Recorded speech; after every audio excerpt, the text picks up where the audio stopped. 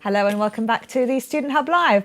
Okay, in this session, we're going to take a look at assessment banking. Now, this is when, if life doesn't go according to plan, you bank your assessment. And here to explain what that means and the implications of it are Peter Taylor, Liesl Finlay-Clifford and Darren Gray. Thank you for joining me. Okay, so fill us in on assessment banking. Assessment banking is an option for students who may be having some issues with their studies currently and feeling that maybe that studying now is not the right time. So one of the options we can offer, as well as others, to students is that they can actually sort of save their assessments and they can carry them over to a future presentation. So they can, all the work that they've done to date can be stored for them on that module, and they can then come back to the module on the next presentation and carry those assessments over. Ah, okay. So this is something, it doesn't apply to all modules though, does it? No, it's about 50% of the modules have assessment banking and 50% don't.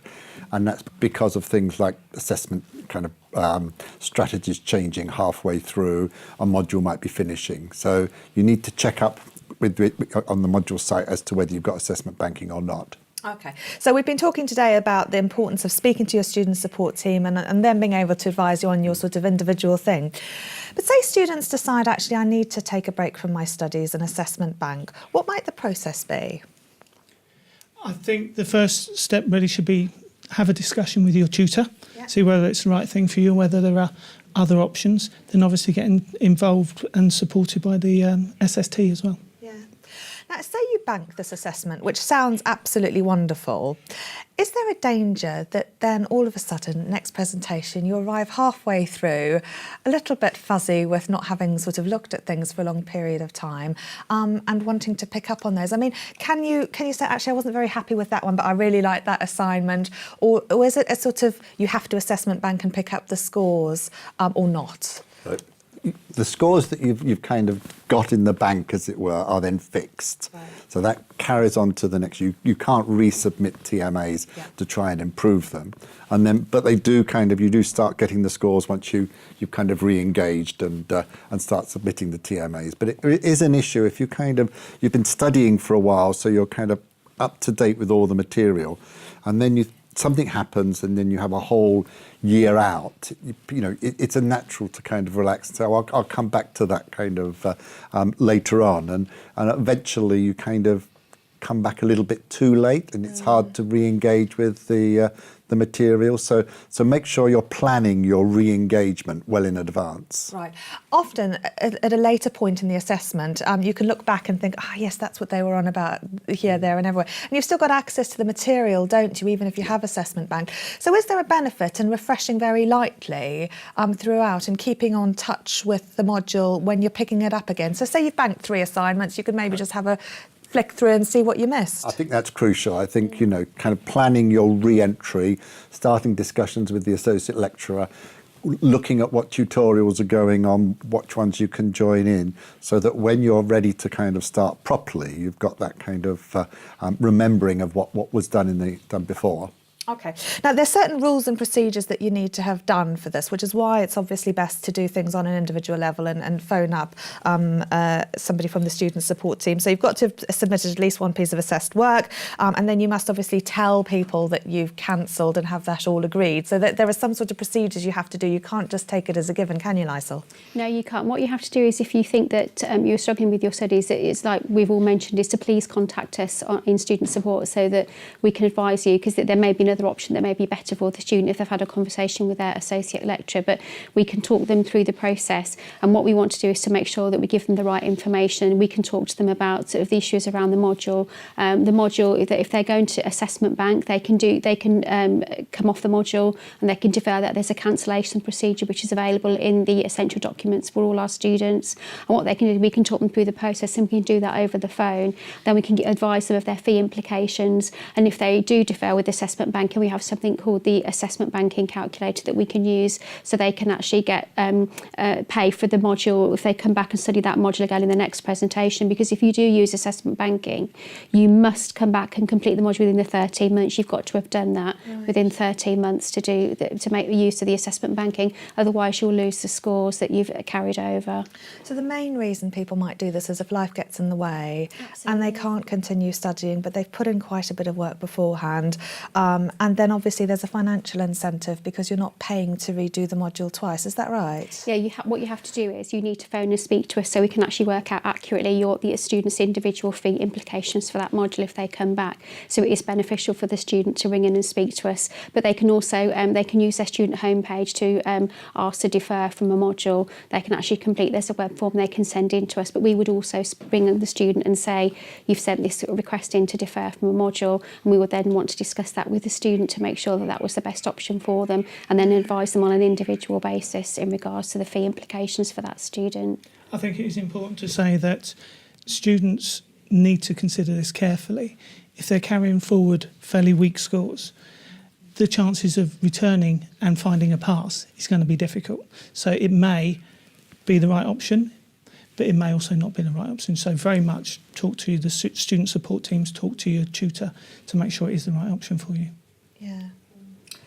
There's one little thing you need to be aware of, and that is that if you do assessment bank, you need to do it before the cut-off date of the next TMA, because if you do it after the cut-off date of the next TMA and you haven't submitted the TMA, then you're just going to get a 0 for that. So quite a number of students fall into that trap thinking they can assessment bank at some point in the future and go back to the last TMA they submitted, but it doesn't. It goes back to the last So you cut-off can't date. say, I needed an extension, can No. you retrospectively apply that? So you've got to be, okay, so it's really about, if you are having difficulty, it's about making contact sooner rather than later, and then seeing what your options are, whether they're there or not. Now, one other thing I've heard is that it's important to be able to download your assignments that you've already done before you bank them, because whilst your information goes through, it might be useful to have your assignments and your feedback from your tutor so that you can look at it in the meantime.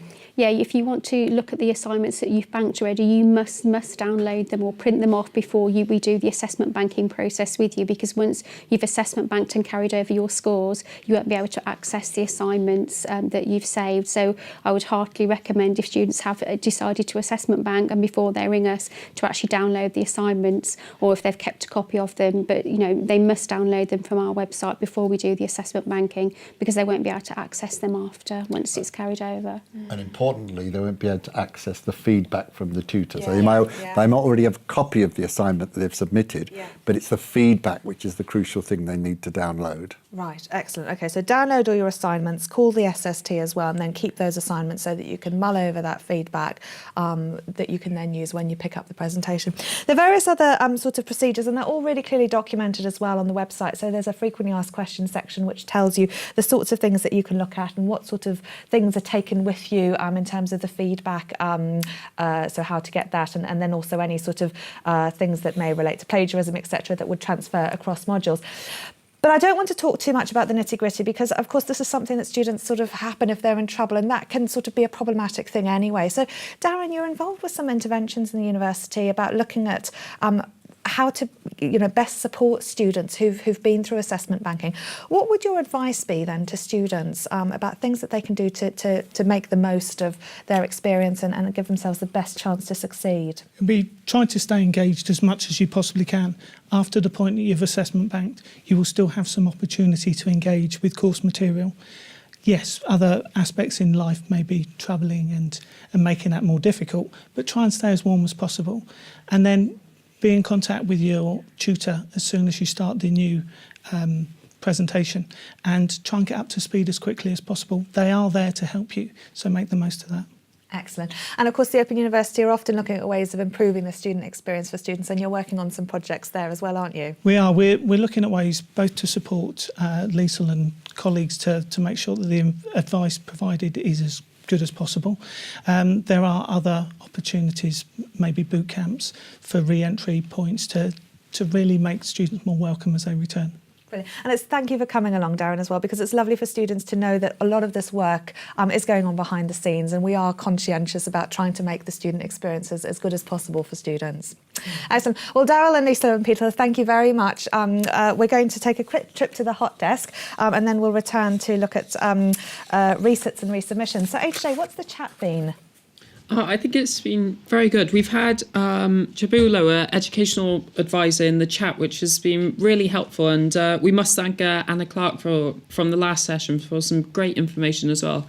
And I think some of our new starters have sort of really appreciated sort of understanding and knowing about this stuff early on, because it's one of those things we might not have a lot of questions about now, but just being aware of it and knowing who to contact and sort of having an idea has been helpful for us, just in case anything happens later on. I failed a module myself, so I know what it's like, and I know it can be stressful, but things happen in life, and the OU is very supportive, and there's lots of things in place to help us if anything does happen. So yes, I think we're all happy, and lots of useful information that we're noting down. And I think Sharon said as well, the catch-up's really useful, because sometimes you think, I remember there was a session about this, so I'll go and have a find it and we'll watch it to find out all the information. So yes, all good and happy, I think.